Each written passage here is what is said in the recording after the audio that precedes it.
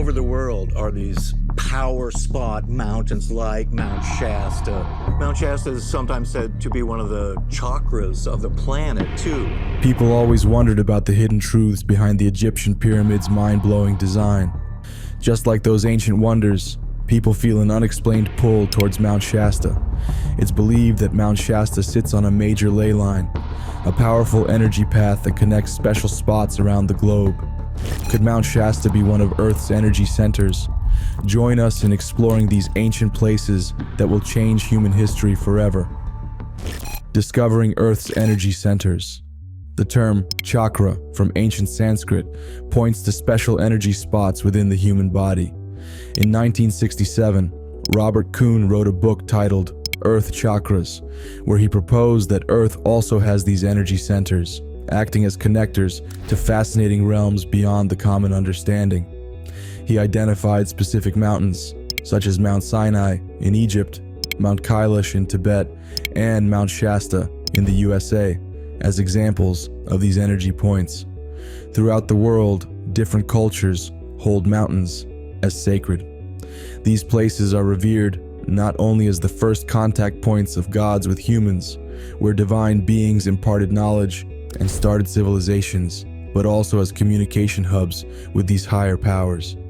Such sites are even thought to be gateways for travels to other worlds.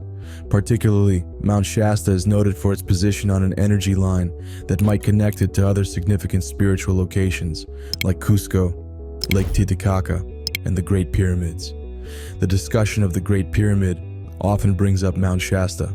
Notably, Shasta is a volcanic mountain, and the term pyramid means fire in the middle, highlighting a connection through their nature. Both the Great Pyramid and Mount Shasta have underground tunnels, suggesting that the idea of a pyramid as a center of power could have been inspired by natural formations, like those at Shasta, although pyramids are man-made, while volcanic tubes are natural formations. The Great Pyramid of Giza might have been modeled after natural structures like Mount Shasta. Christopher Dunn, a master craftsman and engineer, argued in his 1998 book, The Giza Power Plant, that the Great Pyramid was initially designed to function as a power station. Supporting this, John Cadman, a maritime engineer, found unusual erosion patterns inside the pyramid that suggested the presence of water, including erosion on the floors and damage to the ceiling above a deep pit, indicative of a strong water wave. But wait, there's more. Cadman believed that the Great Pyramid functioned as a massive hydraulic pump that utilized water from the Nile River to generate energy. Ancient Egyptian writings provide clues about the purpose of this setup, suggesting it might have served as more than just a power generator. In ancient texts, Egyptian gods are described as celestial beings linked to stars like Sirius and Orion. These writings suggest that the pyramids were more than just tombs or monuments. They were critical points for these gods to come and go, much like cosmic airports. The more we find out about the Great Pyramid, the more it seems like it was built not just as a stunning structure, but as a functional gateway leading to other star systems, or possibly even to different dimensions beyond our own. This brings up an exciting idea. Maybe the Great Pyramid was built by beings from other planets, using it as a portal. This idea isn't as far-fetched as it might sound. Dr. Robert Schoch, a geologist, has found that some natural formations on Earth, like those at Mount Shasta, share important characteristics with the pyramids. He noticed that the underground water near Mount Shasta can hold electrical charges, which build up and then sometimes burst through the ground as visible energy. This energy release is similar to what you might expect in places considered powerfully energetic in ancient myths. Mount Shasta's geography, with its underground water capable of holding and releasing energy, could be the perfect spot for extraterrestrial visitors to create a portal. It's like the mountain has its own natural power supply that could support activities like interdimensional or space travel. This theory isn't just about looking at Earth as a place in the universe. It's about seeing it as an active player in the cosmos, with its own roles and responsibilities. Let's think about this. If Earth has places like Mount Shasta that could naturally support portals, the planet is far from being just a passive rock floating in space. Instead, Earth could be a hub of cosmic travel, much like airports are on Earth. Places like the Great Pyramid and Mount Shasta might be akin to grand stations or docks welcoming travelers from other worlds. Imagine the possibilities if there are multiple such portals scattered across the globe, each with its own unique but equally powerful features. What if other cultures around the world, with their own sacred sites and spiritual traditions, are also hinting at similar cosmic gateways? This would mean that Earth might be dotted with these gateways, each linked to different parts of the universe. Stay tuned for more. This network of cosmic portals on our planet might explain many of the legends and ancient stories of gods and supernatural beings. These beings might not have been mythical or supernatural at all, but visitors from other realms of the universe, interacting with ancient civilizations. If this is true, it opens up a whole new dimension of understanding our place in the cosmos, not as bystanders, but as a key location for interstellar and interdimensional exchanges. Stories of flying objects and beings from other worlds have amazed people, leading us to look at famous sightings and events. Famous encounters with strange objects. Throughout history, there have been many stories about unknown flying objects and interactions with beings from other worlds. These tales have grabbed the attention of people all around the globe, sparking a lot of research and lively discussions. One of the first recorded events goes back to 218 BCE, when a historian named Livy talked about seeing phantom ships in the sky. Similar stories from other Roman historians like Pliny the Elder and Plutarch show that strange happenings in the sky have been noticed for a very long time. Livy wrote about shiny objects dropping from stars. Pliny mentioned a spark that grew as big as the moon before shooting back into the sky. And Plutarch shared a story about a huge, glowing object that showed up between two armies, looking like a giant wine jug. Moving to more recent times, the 1947 Roswell incident is still one of the most famous. In July of that year, something crashed near Roswell, New Mexico. Initially, the military said it was a flying disc, but later changed their story, saying it was just a weather balloon. Despite the official statement, many people think the wreckage and bodies found were not from this world. In 1952, an event over Washington, D.C., known as the Washington Flap, saw military radars picking up strange aircraft moving very fast. People, both civilians and military, saw quick flashes of light moving through the sky. The Air Force said it was just a weather-related event, but not everyone was convinced. Then, in 1957, the small town of Levelland, Texas, had a bunch of UFO sightings that messed with car engines and lights. Many locals saw bright lights that made their cars stop working. The Air Force blamed electrical storms and ball lightning, even though there were no storms reported that night. The 1997 Phoenix Lights event is another big one. Thousands in Arizona, Nevada, and northern Mexico saw bright lights forming a V shape in the sky, hanging there for hours. The US government wrote it off as military flares, but many, including the governor at the time, thought there was more to it. The USS Nimitz had a very credible sighting in 2004. Off San Diego's coast, the crew tracked an unknown object for 2 weeks. When jets went to look, they saw a white, tic-tac-shaped object moving incredibly fast without any visible propulsion. This event was confirmed by multiple sources, adding to its reliability. And the best is yet to come. In 2006, another fascinating event occurred at O'Hare International Airport in Chicago. Employees and others saw a dark gray metallic object hovering above a gate. It shot up, leaving a hole in the clouds, but wasn't picked up on radar. The FAA said it was a weather thing, but many remained skeptical. In 2008, the town of Stephenville, Texas, had many people see white lights in the sky, moving very quickly and changing patterns. The Air Force later said F-16s were flying in the area, but witnesses thought what they saw was much more advanced than any known technology. One of the most documented abduction stories is from Betty and Barney Hill in 1961. Driving through New Hampshire, they claimed to be taken aboard a spacecraft by humanoid beings. They gave detailed descriptions of the beings and the medical tests performed on them. Their story was backed up by physical evidence and has been thoroughly investigated. Another well-known abduction tale comes from Antonio Villas-Boas in Brazil in 1957. He said he was taken aboard a spacecraft, met humanoid beings, and went through various procedures, including an intimate encounter with a female being. Later medical tests showed signs of radiation exposure, lending credibility to his story. In 1973, Calvin Parker and Charles Hickson claimed they were abducted by robotic beings while fishing in Mississippi. They described undergoing medical tests aboard the spacecraft. Their story was supported by polygraph tests and has stayed consistent over the years. But that's not all.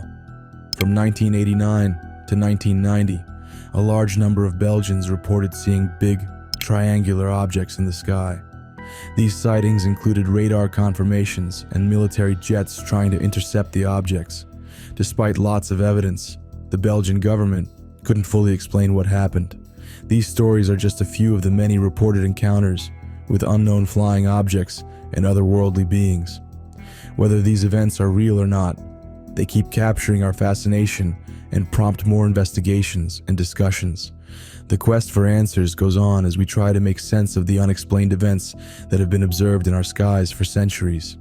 The pyramids of Giza, feats of ancient engineering, invite us to learn more about their building and purpose. Inside the pyramids of Egypt, the pyramids of Giza, sitting on a plateau near Cairo in Egypt, are some of the most famous structures on Earth. These were put up during the 4th dynasty of the Old Kingdom, around the years 2575 to 2465 BCE. The site has 3 main pyramids, built as the final resting places for pharaohs Khufu, Khafre, and Menkaure. There are also several smaller pyramids and the massive Great Sphinx included in the complex. The biggest of them all is the Great Pyramid, constructed for Pharaoh Khufu. It used to be taller at 481 feet, but has shrunk a bit over time to about 454 feet because its outer casing of smooth white limestone was taken off. The base of this pyramid stretches around 755.75 feet on each side, covering more than 13 acres in total. Made from about 2.3 million blocks of stone, with each block weighing roughly 2.5 tons, the construction of the Great Pyramid is an incredible achievement of ancient engineering and manpower. Inside, the Pyramid of Khufu has a few chambers and passageways. The main room, called the King's Chamber, is pretty deep inside, and you get there by going up a tight corridor. Unlike some other pyramids built later, the ones in Giza don't have much decoration inside. It's thought that these pyramids were meant to be tombs for the pharaohs, designed to help them transition safely to the next life. Khufu's son, Khafre, built the pyramid right next to his dad's. It looks a bit taller than his father's because it stands on higher ground, but in reality, it's slightly smaller. What makes Khafre's pyramid really stand out is the Great Sphinx nearby. This huge statue with the body of a lion and a human head, probably modeled after Khafre himself, is about 240 feet long and 66 feet high. It seems to stand guard over the whole pyramid complex. The Sphinx, alongside the pyramids, has stirred up a lot of interest and admiration through the years. These structures are not just massive and imposing, they are also masterpieces of design, showing advanced knowledge of architecture, astronomy, and geometry. Each pyramid is precisely aligned with certain stars and points to specific directions, which suggests the ancient Egyptians had a deep understanding of the cosmos. The third and smallest of the main pyramids at Giza was built for Pharaoh Menkaure. It stands at 218 feet, which makes it much shorter than the massive structures built for Khufu and Khafre. However, despite its smaller size, it was constructed using some of the largest stones found in any of the Giza pyramids. Surrounding Menkaure's pyramid are 3 smaller ones, dedicated to the pharaoh's queens, showing the importance of his family in the afterlife as well. And there's more. Building these pyramids was a huge undertaking. Many people think they were built by slaves, but that's not true. Instead, they were constructed by skilled workers. These laborers were often farmers from along the Nile, who would work on the pyramids when their fields were flooded during the Nile's annual inundation. It's estimated that between 20,000 to 30,000 workers were needed for these projects. They weren't just left to fend for themselves. there was a whole support system including bakers, doctors, and priests to take care of them. How they built these pyramids is still a topic that fascinates many. The common belief is that the builders used a ramp made of bricks, dirt, and sand that wound around the pyramid. As the pyramid grew taller, they made the ramp longer and taller too. There are also other theories, like maybe they used ramps inside the pyramids, or even some kind of water power to lift the stones. But these ideas are still up for debate. Beyond the pyramid's grand size, there are tombs, star alignments, and old beliefs that still catch our interest. Exploring the wonders of Giza. The whole area around the pyramids, known as the Giza Necropolis, includes not just the pyramids, but also graves for nobles and officials. These folks were buried in mastabas, which are these flat-roofed, rectangular structures that were like houses for the afterlife, often beautifully decorated with carvings and paintings. These decorations showed everyday life scenes and what they thought the afterlife would be like, which was a way for them to prepare for what came next. The pyramids weren't just meant to be tombs though. They had a spiritual and celestial significance too. For example, the Great Pyramid lines up perfectly with the cardinal directions: north, south, east, and west. Some scholars think the pyramid's layout was supposed to reflect the stars in the Orion constellation, linking them to Osiris, the god who ruled over the afterlife. Thinking about all the details, like the alignment with the stars and the size of the stones, shows just how advanced the ancient Egyptians were. Their achievements in architecture, astronomy, and art are evident not just in the pyramids themselves, but in their ability to organize such a massive labor force and provide for them. This included arranging for food, water, medical care, and even spiritual needs, making sure that the workers were well taken care of while they built these monumental structures. For thousands of years, the pyramids of Giza have captured the interest of people all over the world, prompting countless studies and explorations.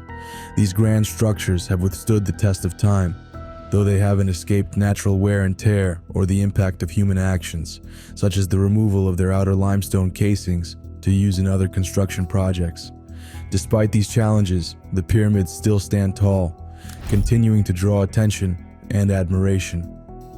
In 1979, the pyramids of Giza were named a UNESCO World Heritage Site, a recognition of their incredible importance and universal appeal.